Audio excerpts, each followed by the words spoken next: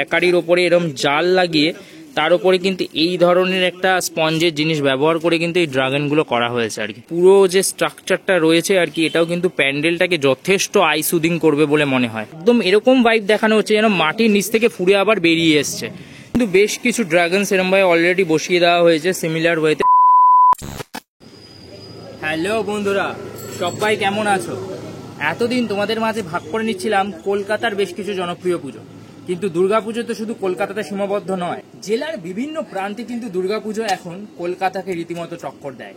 আর এই মুহূর্তে আমি দাঁড়িয়ে আছি আমাদের নিজের শহর শ্রীরামপুরে। বিগত কিছু বছর ধরে কিন্তু শ্রীরামপুরের বুকে সব থেকে জনপ্রিয় পুজো হিসাবে ধরা দিয়েছে আটের পল্লী। আর সেই আটের পল্লীরই এবছরের ভাবনা অন্তরায় অন্তর্জ্ঞান।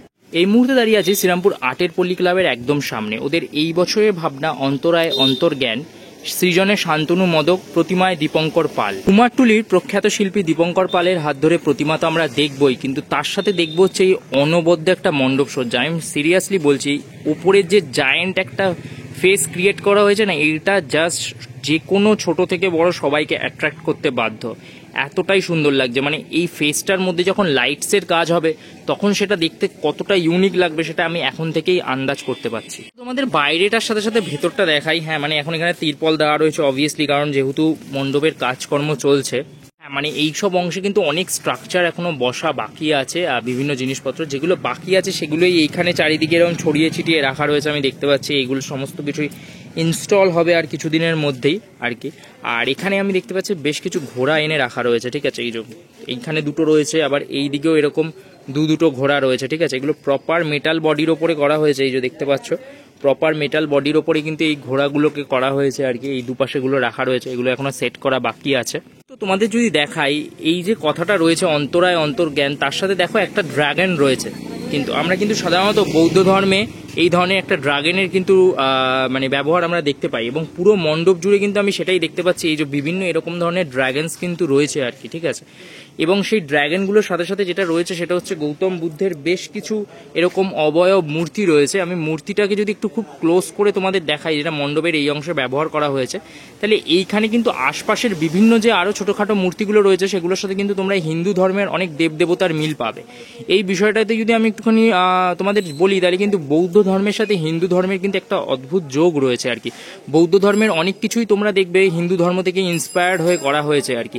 তো সেই কারণে কিন্তু অনেক দেবদেবীর সাথে সাথে অনেক প্রথাগত মিলও কিন্তু তোমরা বৌদ্ধ ও হিন্দু ধর্মে কিন্তু খুঁজে পাবে। আমার চোখটা কিন্তু বারবার এই যে সামনের ফেসটা এটাতে আটকে যাচ্ছে। এই ফেসটা যদি ডিটেলিংটা তোমাদের দেখাই, তাহলে দেখো জাস্ট কতটা নিখুঁত ডিটেলিংয়ে কাজ হয়েছে আর কি এই ফেসটার ওপরে।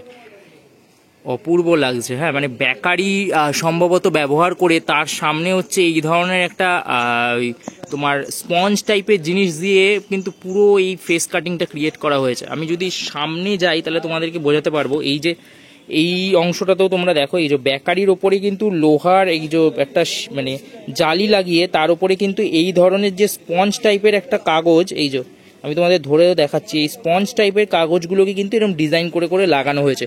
ঠিক সিমিলার ওয়েতেই কিন্তু এই ওপরের যে জিনিসটা রয়েছে সেটাও কিন্তু সেইভাবেই তৈরি করা হয়েছে। এই যে ড্রাগনগুলো রয়েছে, সেই ড্রাগনগুলো জাস্ট দেখো, বেশ ভয়ানক কিন্তু এগুলোর ফেসগুলো। এখানে প্রচুর এরকম ড্রাগনসগুলো রয়েছে আর কি। এবং এগুলো যদি আমি একদম সামনে যাই, সিমিলার ওয়েতে ক্রিয়েট করা হয়েছে। বেকারির ওপরে এরকম জাল লাগিয়ে তার উপরে কিন্তু এই ধরনের একটা স্পঞ্জের জিনিস ব্যবহার করে কিন্তু এই ড্রাগনগুলো করা হয়েছে আর কি। ড্রাগনগুলো প্রত্যেকটার দেখো এরকম সেই ছোট ছোট যেরকম হাত হয় ওদের, প্লাস পাখনা, সেগুলো কিন্তু একদম রিয়েলিস্টিকভাবেই রাখা রয়েছে আর কি, যেটা দেখতে কিন্তু বেশ সুন্দর লাগছে। একদম ভেতরের এন্ট্রান্সে যদি যাই, তাহলে প্রথমেই এরকম একটা হিউজ গৌতম বুদ্ধের কিন্তু এটা মূর্তি এখানে দেখতে পাচ্ছি। এটা কিন্তু বেশ বড় আর কি, এবং এই ফেস মানে মূর্তিটার ওপরে যখন আলো পড়বে সেটা কিন্তু অপরূপ লাগবে আর কি। সিমিলার ওয়েতেই কিন্তু ওই যে ওরকম একটা ওই নেটের ওপরে এই স্পঞ্জের জিনিস ব্যবহার করেই কিন্তু এই হিউজ গৌতম বুদ্ধের ফেসটা ক্রিয়েট করা হয়েছে।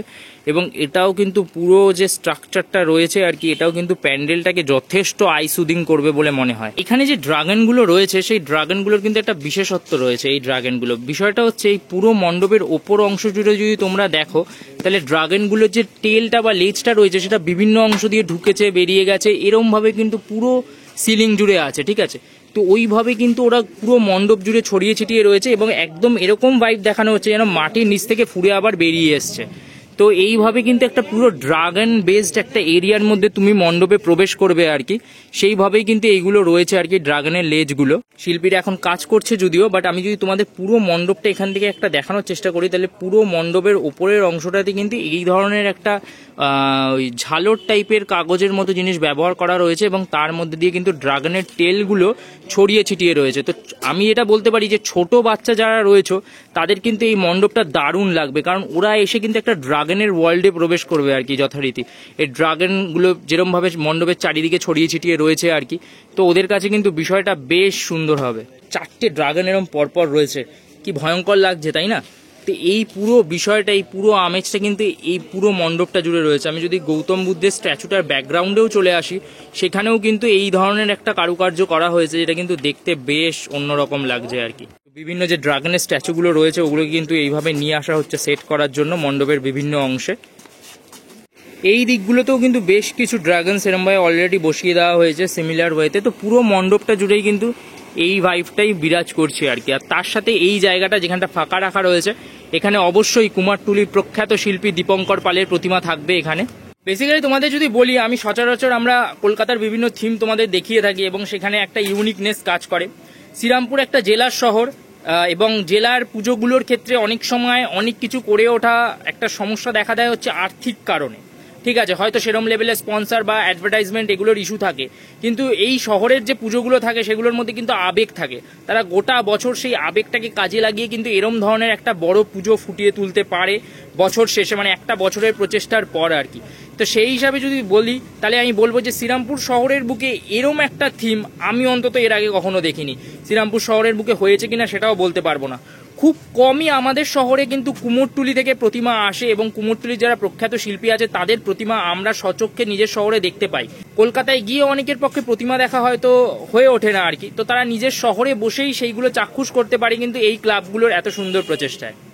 হ্যাঁ, তো এক্সক্লুসিভলি যেটা তোমাদের দেখাবো সেটা হচ্ছে যে এই প্রতিমাটা যেটা কুমোরটুলি থেকে এখানে আসবে, সেই প্রতিমাটার বেশ কিছু ঝলক কিন্তু আমরা কুমোরটুলি থেকে তুলে এনেছিলাম তোমাদের জন্য, এবং সেই প্রতিমাটারই কিছু ঝলক রইল এই ভিডিওর পরবর্তী অংশে তোমাদের জন্য।